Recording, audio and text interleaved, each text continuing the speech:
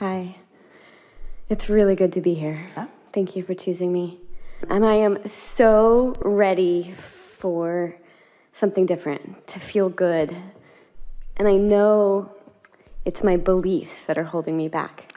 That's just the most confounding thing, isn't it? I want so much to feel good that I can't. I want so much to feel good that it hurts. It does. Yeah, so have you tried taking a nap? Because when you wake up, you have a better chance of feeling good. What is it that's all over your face? What is it that you are using so steadily as your excuse not to feel good? What's bothering you? I don't feel good all the time. I'm exhausted. I'm sick. I got sick last year. That's why we said the receptive mode is the replenishing mode. And do you know how people get exhausted? They get exhausted because they're in the receptive mode that isn't the source energy receptive mode. They're in the receptive mode, and so they're trying to help these people, they're trying to help these people, they're trying to solve these problems, and after a while they just get depleted because they are not replenishing, they're just receiving inspiration to act. It's like our friend trying to help her niece out. It's those kinds of things. So do you ever go to the replenishing well? Do you meditate? I try, but I feel like then I just have all this, like with... But listen to the way you're arguing for your limitations. Did you ever have an effective time of meditation? Yes. And what did it feel like? There was a time in my life... Don't get too philosophical about it, because your philosophy is what's tripping you up. What did it feel like when you had a successful meditation? Calm. Felt calm. Calm in comparison with what you've been describing of not feeling good. Does calm feel good? Yes. Yeah. So for a little while. But you see what you just did? You turned calm into something that doesn't feel good. You're like deliberately leaning away from your receptive mode. And it's all right. A lot of people do it because you've been facing facts for so long. Yeah. What are the facts that you are facing that make you feel so uncomfortable? Who do you listen to on the radio? I actually don't think I'm going to get well. So you don't yet believe in the replenishing mode. Yeah. Well, do you feel better sometimes than others? Mm-hmm. And can you get the better going? When you get the better going, does it last at all? When you find that feeling of calm, can you perpetuate it in any way? Yes. It feels out of my control. Sometimes if my body has energy, it flows. But if my body doesn't have energy, it doesn't. But you see, we get what you're saying, and we understand when the momentum is going, it does feel out of control. You've been listening to us, and you've heard the analogy that we offer endlessly about being at the bottom of the hill trying to stop the car, rather than just stepping out in front of it when it first starts to roll down the hill. So momentum is really what you're talking about here. So you got to get out ahead of it. That's why we explain that when you first wake up in the morning, there's less of that momentum going because it stopped while you were sleeping. And so you have the better chance of finding something that feels good. Yeah, that's the best part of the day. Are there any subjects or conversations that you focus upon that when you focus upon them, you feel better? The next positive thought that I've been reaching for is it's okay. And then where does that lead? It's okay right now. I'm okay right now. Yeah. And then where does that lead? I can string some moments of okayness together and I can feel okay. And how about I have felt okay and I felt not okay and I keep feeling okay. So I guess it doesn't matter if I feel not okay because I can feel okay again. So this is evidence of it feeling better. So what is the distress that you are predominantly feeling? Describe it to us. That because I have no energy, I won't be able to continue in my purpose, my life, my relationship. All right, so then... Energy is the frequency of money. It's money. Money is nothing. My energy is what I can produce. All right, so if you listen to us long enough to accept the premise that there is a never-ending stream of that energy, and so have you come to the conclusion that there is energy, but for some reason you're just not able to tap into it? Yes.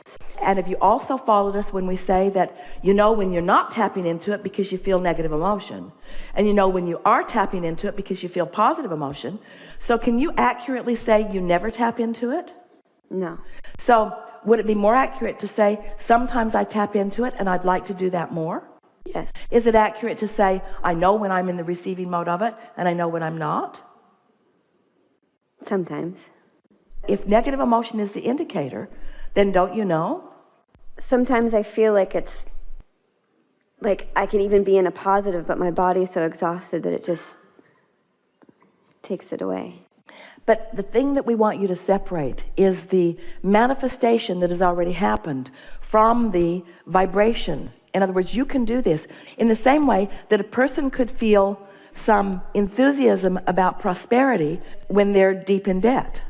If your current condition is going to control the way you feel, then you're right. You'll never find the energy. But if you're smart enough to know that this current condition is only the byproduct of what I've been doing energetically, and that I can do something different, then doesn't that make you know that you can make a change? Isn't it logical? It's completely logical. Do you ever wonder what your inner being knows about this? We really want to talk about this depleting of energy, because so many of you focus upon things that are debilitating energy-wise, and you keep doing it because you think you have enough resiliency to withstand your own vibrational storm. And you get away with that for a while. You get away with that for a while, but the longer you do it, the more it depletes you. At the same time, the more you are depleted, the more you're asking for energy. So you've got this thing going on where you're depleted and asking, and the energy is coming, but you're disallowing the energy that's coming. So imagine a rubber band, and someone's got hold of one end of it, and you're taking hold of the other end of it, and you're just barely pulling on it, just barely. So let's call this end the desire end, and let's call this end the resistance end. So there's a little desire and a little resistance. Doesn't feel that bad. But what if the desire is like this and you're pulling against it? That's the feeling of depletion that you're talking about. And what it means is you have strong desire.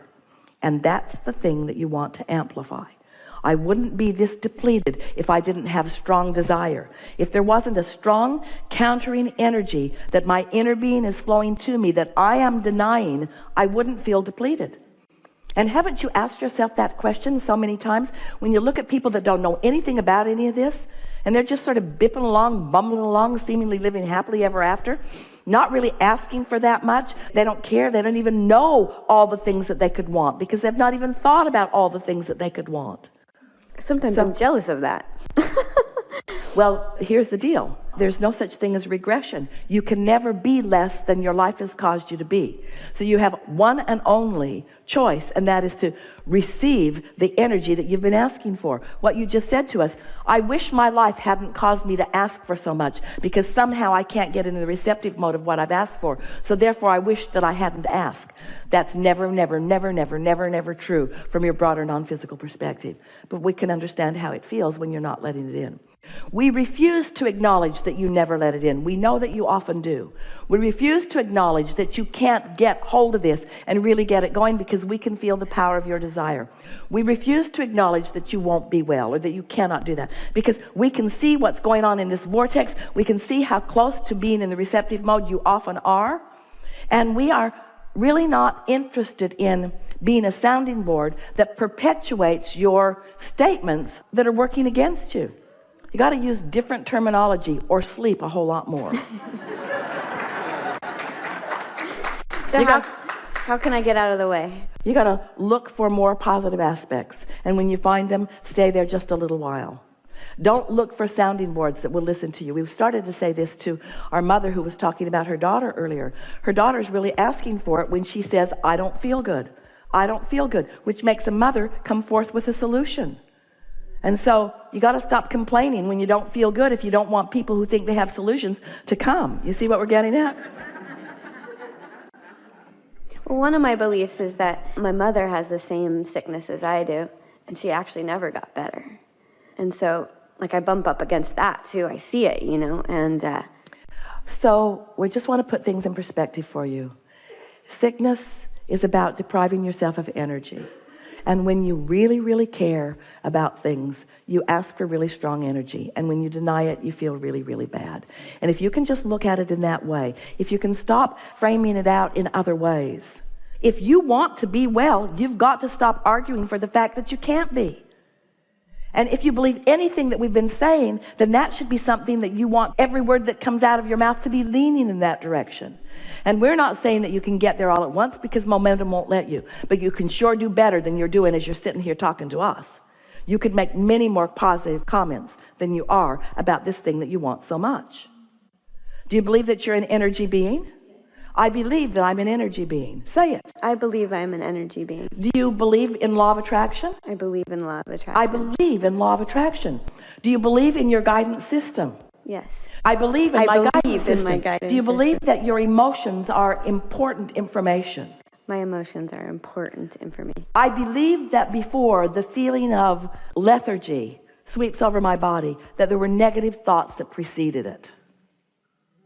I believe I can catch those negative thoughts. I know they're there. I believe I can catch them. I believe I can turn this around, not all at once, but in time. I believe that now that I'm the second generation of this, that it's time that somebody got their hands around understanding what's going on. I believe that I'm a byproduct of observing something that became my vibrational frequency. I believe that I don't need to conditionally offer a vibrational frequency. I believe that I can unconditionally offer a vibrational frequency. Do you believe that? I'm going to try it on. I want to believe that I can offer yes. a vibrational frequency that is different from the reality that I have observed. It is our absolute knowing that you can. It is our absolute knowing that you can.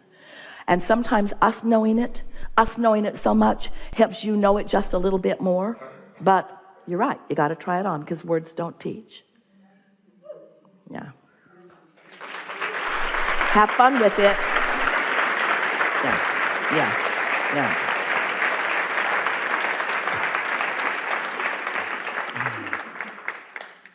We'd like you to run just a little.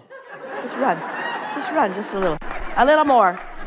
We'd like you to just run around the room just one time. We'll run with you. We'll run with you. Go with her. Go with her. Go with her. Go with her. Go with her. Go with her. Go with her. Go with her. Go with her. Go with her. Go with her.